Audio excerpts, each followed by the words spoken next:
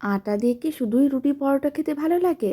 এরকমই দারুণ স্বাদের মুখরোচক রেসিপি বাড়িতে বানিয়ে দেখতে পারেন, যা খেতে ভীষণ ভালো হয়। প্রথমে একটা কড়াইয়ের মধ্যে অল্প একটু সাদা তেল দিতে হবে। তেলটা ভালো করে ছড়িয়ে তার মধ্যে অল্প একটু গোটা কালো জিরে আর এমনি জিরে দিতে হবে। তারপর অল্প একটু হিং দিয়ে নাড়াচাড়া করে হালকা লাল করে ভেজে নিতে হবে। তার মধ্যে দিতে হবে একটা সেদ্ধ আলু।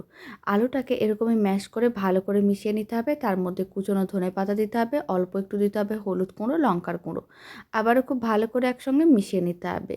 আলুর পুরটা রেডি হয়ে যাবে। তারপরে এরকমই বেশ কিছুটা পরিমাণ জল দিতে হবে। জলটা ভালো করে মিশিয়ে নিতে হবে। প্রায় ১ কাপের মতন জল দিয়েছিলাম। স্বাদ অনুযায়ী লবণ, চিনি আর দিতে হবে ১ কাপ আটা। লো ফ্লেমে খুব ভালো করে মিশিয়ে নিতে হবে আর এরকম একটা ডো রেডি করতে হবে। তার মধ্যে অল্প একটু সুজিও দিতে হবে ১/২ কাপের মতন। খুব ভালো করে মিশিয়ে মিশ্রণটাকে একটা প্লেটের মধ্যে নামিয়ে ঠান্ডা করে তারপরে খুব ভালো করে মেখে নিতে হবে। তারপরে ডোটা থেকে লেচি কেটে নিতে হবে। লেচিগুলোকে গোল বলের মতন করে বানিয়ে প্রেস করে চ্যাপ্টা করে নিতে হবে। সমস্তগুলো যখন রেডি হয়ে যাবে তারপর গরম তেলের মধ্যে দিয়ে এইভাবে উল্টে পাল্টে লাল লাল করে ভাজতে হবে। যখন তেলে দেওয়া হবে তেলের নিচে থাকবে কিন্তু ভাজা হয়ে গেলে ভেসে উঠবে।